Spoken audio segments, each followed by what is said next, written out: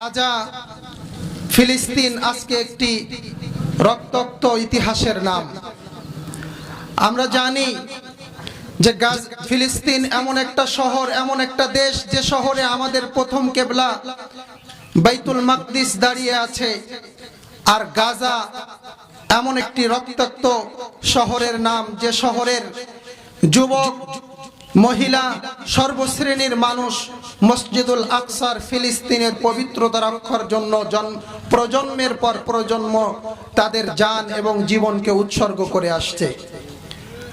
আমার প্রিয় মুসলমান ভাইরা, যুদ্ধ শুরু হওয়ার পর থেকে গাজার উপর প্রতিদিন এক একটি ইতিহাস রচিত হয়েছে।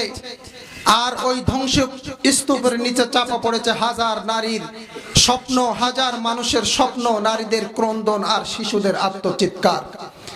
আমার প্রিয় মুসলমান ভাইরা, গাজা আজকে এমন একটা দেশে পরিণত হয়েছে, এমন এক শহরে পরিণত হয়েছে যেখানে ধ্বংস করার মতো আজ কোনো কিছু নেই। খাদ্য নেই, স্কুল নেই, কলেজ নেই, তাদের আশ্রয়ের কোনো কিছু নেই। এখন শুধু তাদের মাথার উপর আছে খোলা আকাশ, নিচে আছে জমিন।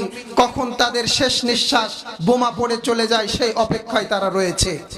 আমার প্রিয় মুসলমান ভাইরা, ও বাংলার মুসলমান, ভাবনার মুসলমান, গাজার নারীদের আত্মচিৎকার, তাদের ক্রন্দন যদি আজকে আমাদের অন্তরের মধ্যে সাড়া জাগ্রত করতে না পারে, সেখানের শিশুদেরকে ধরে ধরে নিয়ে মিডিয়ার সামনে হত্যা করা হচ্ছে, মাথার খুলি উড়িয়ে দেওয়া হচ্ছে, এটা যদি আমাদের অন্তরের মধ্যে আজকে যদি ব্যথা তৈরি করতে না পারে, জেনে রাখেন, বুঝে রাখেন, আজকে তারা গাজা শেষ করছে, ইয়ামান, লিবিয়া, ফিলিস্তিন শেষ করছে, ভারতের মুসলমানদেরকে শেষ করছে, মসজিদ এবং মাদারিসকে শেষ করছে।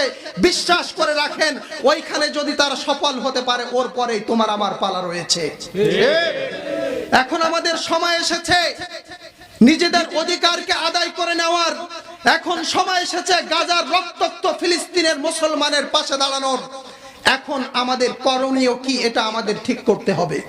ও যুবক ভাইরা, এখন তোমার করণীয় কি? তোমার সময়টা ফেসবুক, মেসেঞ্জার আর ভাইবারের মধ্যে দেওয়া, নাকি কোরআন আর হাদিস তোমার কি করণীয় দিয়েছে তোমাকে খুঁজে বের করতে হবে। এখন তোমার করণীয় কি?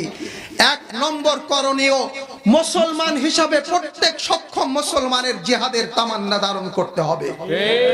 বিশ্বাস করেন, ইউরোপ, আমেরিকা আর কোনো কিছুকে ভয় করে না, তারা সব থেকে ভয় করে, জমের মতো ভয় করে মুসলমানের জিহাদকে। এজন্য মুসলমানের জিহাদকে তারা বিভিন্নভাবে আজকে জঙ্গিবাদ আর সন্ত্রাস করে তৈরি করে রেখেছে। বিশ্বাস করেন, আজকে যদি গাজার ওই ফিলিস্তিনের নারী আর শিশুদেরকে যদি রক্ষা করার মানসিকতা থাকে, ওই ইসরায়েল আর যুক্তরাষ্ট্রের কালো থাবা যদি রুখে দেওয়ার প্রেরণা যদি আমাদের ধারণ করতে হয়, এক নম্বর গ্রামে গঞ্জে প্রত্যন্ত অঞ্চল থেকে প্রত্যেকজন মুসলমান যুবককে জিহাদের তামান্না ধারণ করতে হবে। দুই নম্বর, পণ্য বর্জন করতে হবে। এই যে আমার সামনে দোকান আছে, পিছনে দোকান আছে, আমাদের জানা নেই আমরা প্রত্যেকটা দোকানে ফিলিস্তিনের ইসরায়েলের সামগ্রী বিক্রি করছি এবং এর লভ্যাংশ দিয়ে তারা আমাদের মুসলমানদেরকে হত্যা করছে। ইন্টারনেটে সার্চ করেন, গুগলে সার্চ করেন, সার্চ করে করে বের করেন আমি আমার ক্রয় বিক্রয় তালিকার মধ্যে কোন ইসরায়েলি বা যুক্তরাষ্ট্রের পণ্য আছে কিনা। যদি থাকে তওবা করে সেখান থেকে ফিরে আসেন। তিন নম্বর কাজ আমাদের করতে হবে, ও যুবক ভাইরা, ফ্রি ফায়ার আর পাবজি খেলে খেলে সময়গুলো নষ্ট করে দিচ্ছ, কিন্তু তুমি তোমার সোশ্যাল মিডিয়াকে ফিলিস্তিন আর গাজার মুসলিমদের জন্য কাজে লাগাইতে পারো। কিভাবে? তুমি লেখো, প্রতিদিন স্ট্যাটাস দাও, যে স্ট্যাটাস ইসরায়েলের কলিজার মধ্যে আগুন ধরিয়ে দিবে। তুমি প্রতিদিন ফেসবুক আর মেসেঞ্জারের মধ্যে তুমি লেখালেখি করো, সোশ্যাল মিডিয়ায় লেখালেখি করো, যেগুলো যুক্তরাষ্ট্রের বিপক্ষে জনমত তৈরি করবে। মানুষের যখন অগ্নিস্ফুলিঙ্গ মানুষের হৃদয়ের মধ্যে তৈরি হবে, যখন বিস্ফোরণ হবে, ওই বিস্ফোরণে দিল্লি এবং যুক্তরাষ্ট্রের মসনদ কেঁপে যাবে ইনশাআল্লাহ।